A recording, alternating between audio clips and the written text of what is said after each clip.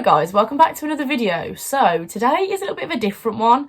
I'm going to talk about like traveling to camp and kind of like what to expect when you get through the airport, what to expect the other side, how you actually get to camp. And I've had a few people message me this actually and just kind of ask for some maybe like tips for traveling on your own, tips for long journeys. I always forget that some people doing this could be the first time that you're going to America, or you're doing something on your own, or you're going on a plane. Like, it could be a big thing for a lot of people, and I think this video might be quite helpful just in terms of people understanding kind of like some tips to help you, making it a little bit easier for yourself. And I'm also going to include some things that I have in my hand luggage that definitely help pass the time and help make the trip a whole lot smoother. Before I actually get into the video, I don't know if I've said this in one of my videos, this is probably like the third video I've filmed now since I've hit 1,000 subscribers on YouTube, and this is such an amazing achievement that I've hit, and I can't believe how big this channel has grown. And kind of like I can really tell it's more of a community. So many people have now joined this new Facebook group chat, and people are finding out that they're going to the same camp as other people, they're on the same flight, and it's just so nice to see that these other connections are forming,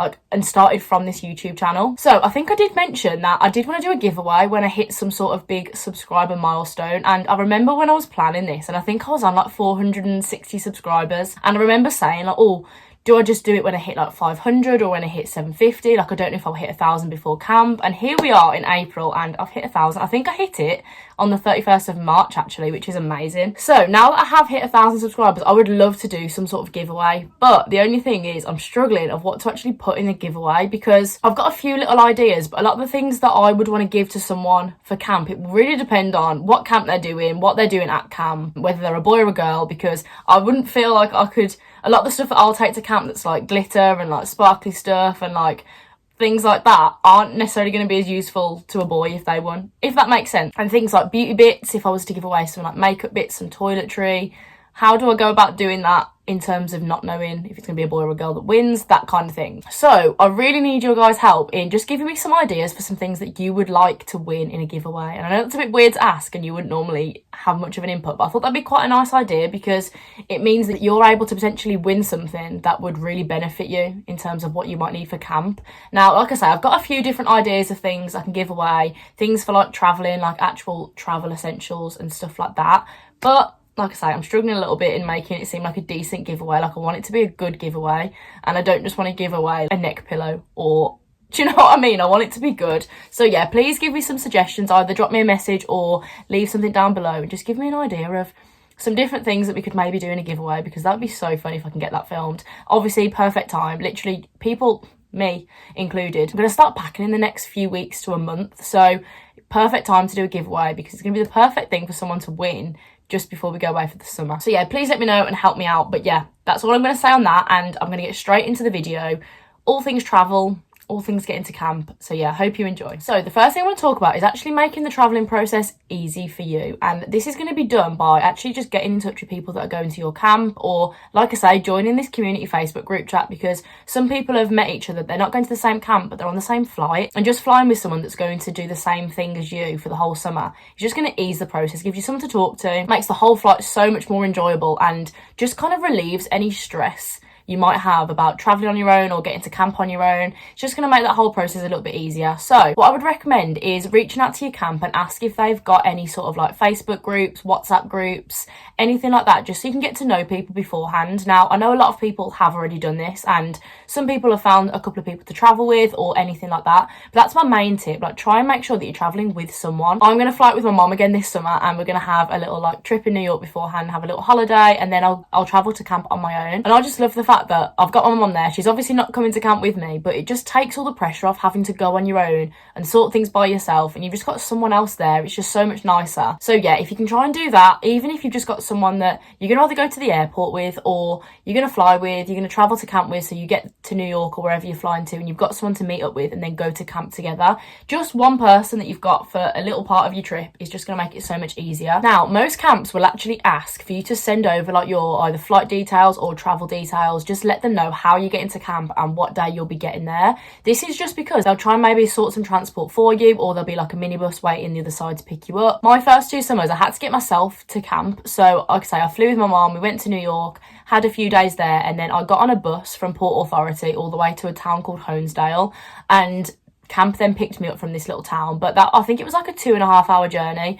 on this coach. And like I said, I was on my own for my first summer. I had no idea who anyone was, and turns out there was a few people actually going to my camp that were on this bus, and I just had no idea. And it would have made the process so much easier for me if I'd have just said like, oh, is anyone going to Tyler Hill? And if they were, I'd have gone and sat next to them and just made conversation, and it would have just made everything so much easier, but I didn't do that. So yeah, we then got to Honesdale and a minibus picked us up and took us straight to camp. This summer I think it's going to be slightly different. I think my camp are actually organising some kind of like coaches and buses to pick us up from the airport. I think this is as well just to kind of like eliminate any other factors with COVID. Obviously at the moment I think you've got a test to get into America, so the last thing your camp wants is you to then get on a bus with lots of other people, potentially catch something, and then go to camp and take it there. So I think that's a reason why they're doing that, which I think is a really good reason, because they're going to pick people up from Newark Airport and drive straight to camp. My second summer, mum and dad actually drove me to camp, and this was so nice for them to be able to see what my camp was like and like have a little tour and walk around. And yeah, so we went to America, like I say, had a couple of nights there first,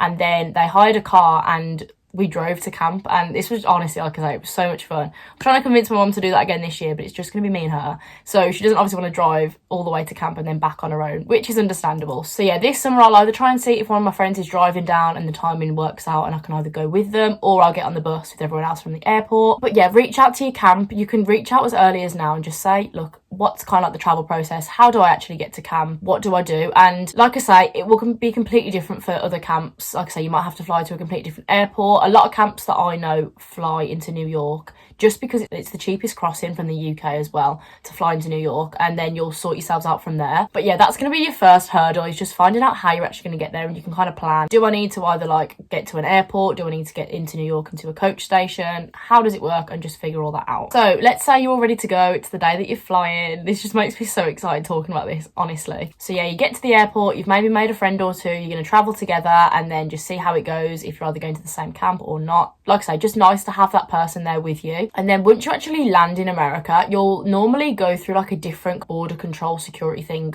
to like other passengers just going on holiday.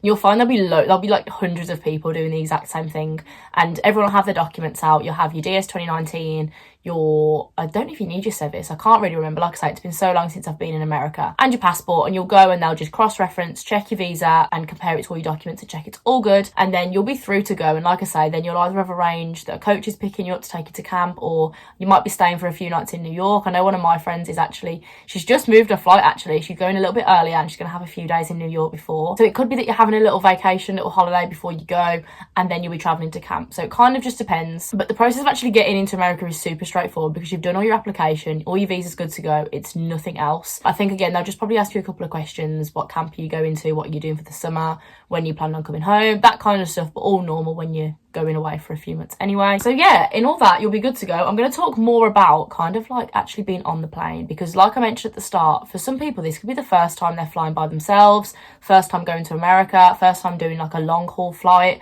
And I think flying to America, I think it's around 7 or 8 hours, I think. And for me, like, that's kind of like my favourite time to fly, because like having flown to Australia and Bali, like I've done so much, like such long journeys, and they're just not enjoyable. For me, like 7 or 8 hours is actually perfect, because it means you get all like the entertainment system, you can watch movies, you get some food on the plane, and it's just nice. Like 3 or 4 hours now I don't really enjoy if it's a flight, because you normally don't get the screens to watch films and you don't really get much, it's just boring. So at least 7 or 8 hours, you've normally got lots to keep you occupied, but it's not as long as my 13-hour flight that I had to do when I flew to Taiwan. So yeah, we won't even talk about that. But yeah, in terms of tips for like long plane journeys, it's just making sure you've got stuff to keep yourself occupied.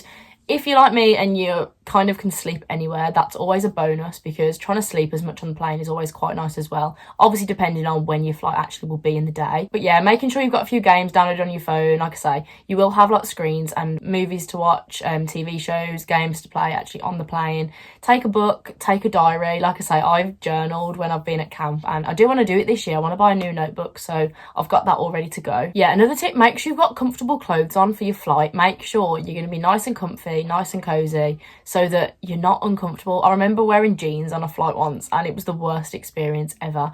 Make sure I'm going to be wearing like a big oversized tracksuit, some comfy clothes, comfy shoes, all of that. I'll take my shoes off on the flight, actually. I don't even know why I said that. Make sure you've got some nice fluffy socks as well, or just thick socks. I always find that my feet get so cold on the plane, and even like wrapped around one of the blankets they give you, I'm still freezing. So make sure you've got stuff like that. Take some snacks with you as well, like buy something through the airport or take something with you, just so you've got something that you can nibble on, because I get so hungry on flights. I don't know why.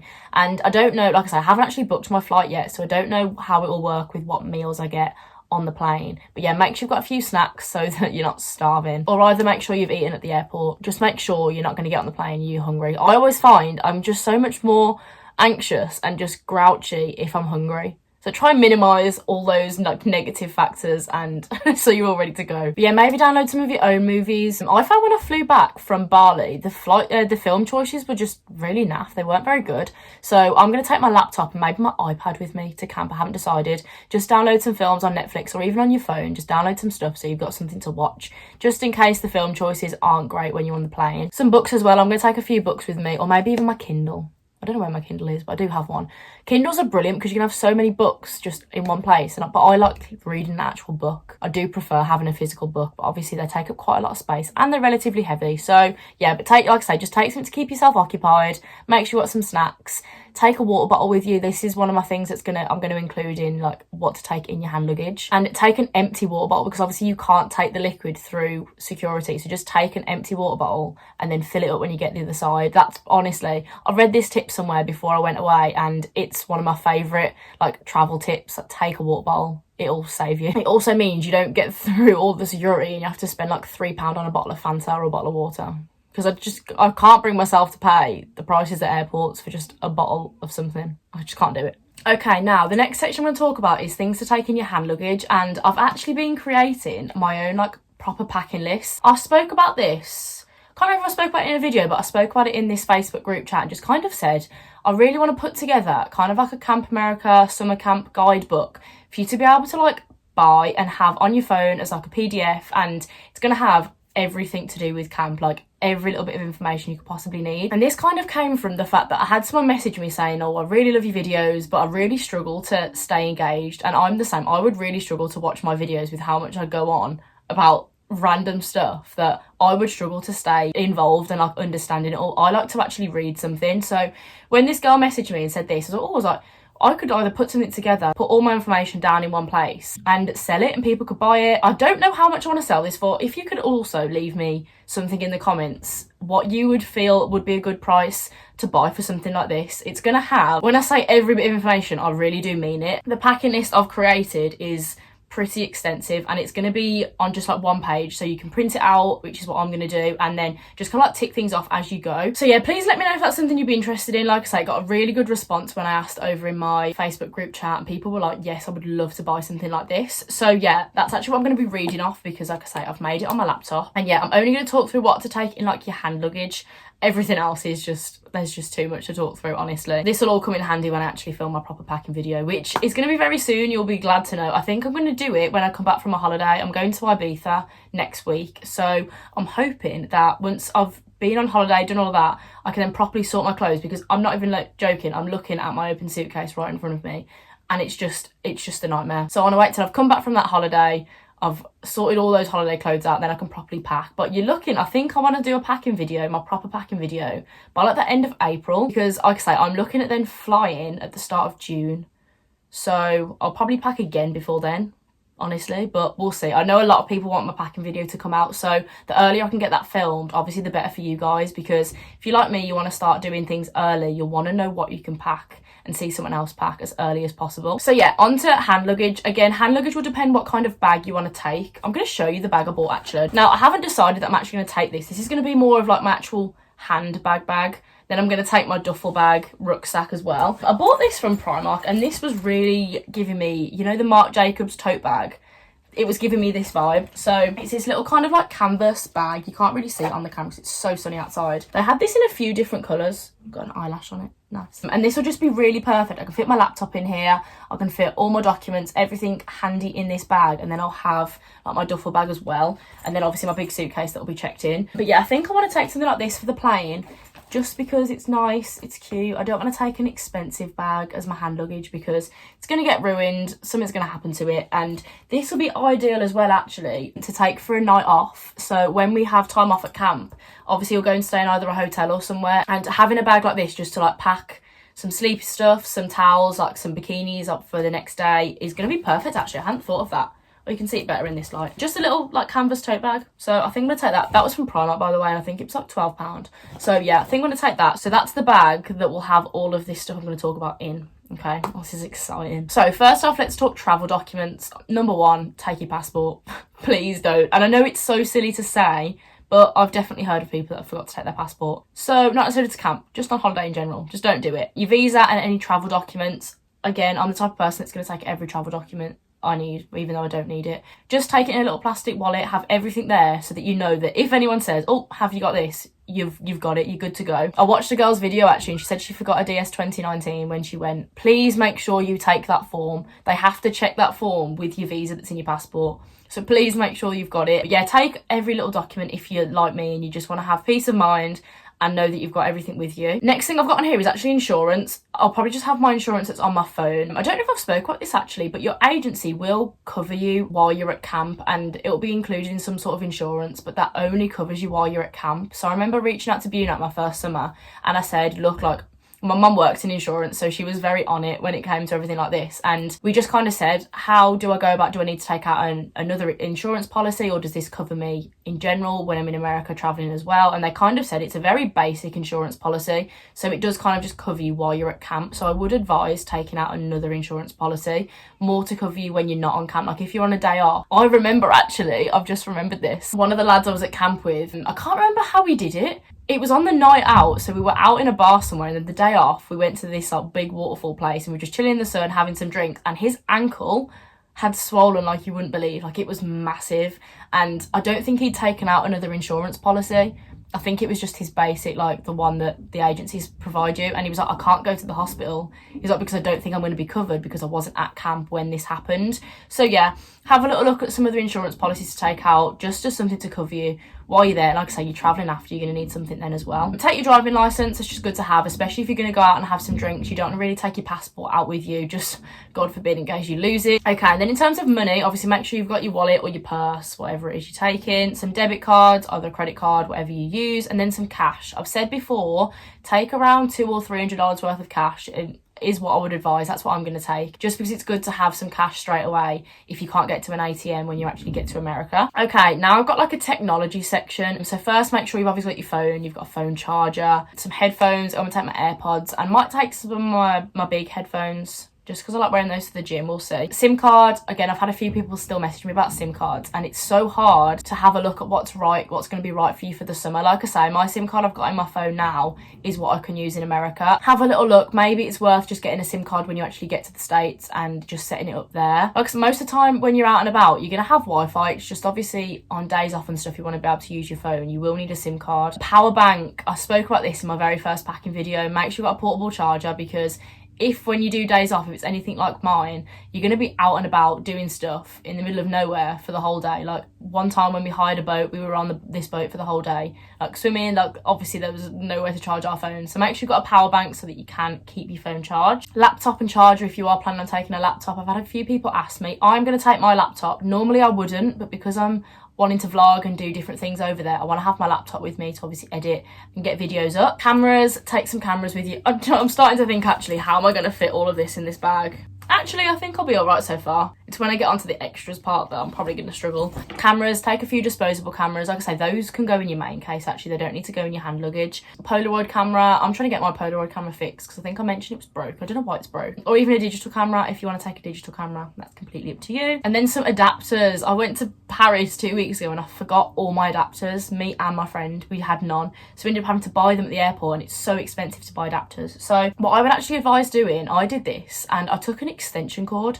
So I took like a full extension cable that had like 4 plugs in and just 1 plug adapter, so that I only needed 1 adapter and then I could plug all my UK things in as normal. That's what I think I'm going to do again this summer, because that was so ideal. Yeah, if I was charging a few things at once, or if we had a speaker on listening to music, it was just ideal that you didn't have so many adapters on the go.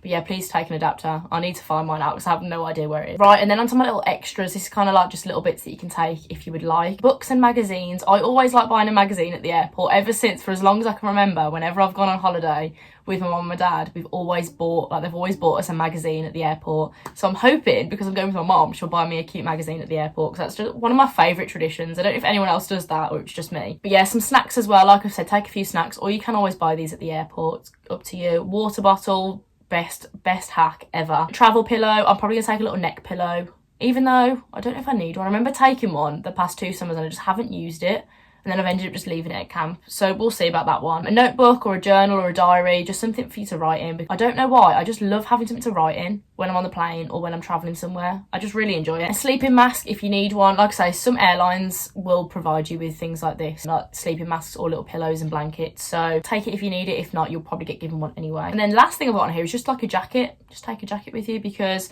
if the jacket, I think I want to take like a big either denim jacket or my varsity jacket that I'll probably just wear over whatever I'm wearing to the airport, but then take it off because it does get hot walking through the airport, but then I get freezing when I'm on the plane. So yeah, I think that's all I'm going to talk about hand luggage wise. This is making me so excited to film an actual packing video, because this packing list, I'm just quite proud of it, to be honest, and it's just going to help me be organised and help you guys be organised. So I'm very excited to film a pack with me video. So yeah, I hope that's given you a bit of an idea on kind of like the travelling process, like actually getting to camp, what to have on the plane with you, some tips on how to deal with long plane journeys if it's your first long one, or if you just don't enjoy long plane journeys anyway. I've just thought actually I'll probably do separate packing videos for like my hand luggage and my main like suitcase. I think that'll probably be easier, otherwise this video is going to be about 2 hours long, and I just don't want to do it to you guys because I know it's not going to be that enjoyable to watch if it's that long. So yeah, please leave any questions down below if I haven't touched on anything, or you're still a bit worried about travelling or anything about the flying process or getting to camp. Just let me know, drop me a message or leave a comment, and I'm always happy to respond. I respond to everyone's messages. I love actually talking to everyone about camp because it just gets me so much more excited, and I know I'm helping you guys out as well. So yeah, thank you very much for watching, and I'll see you in the next video.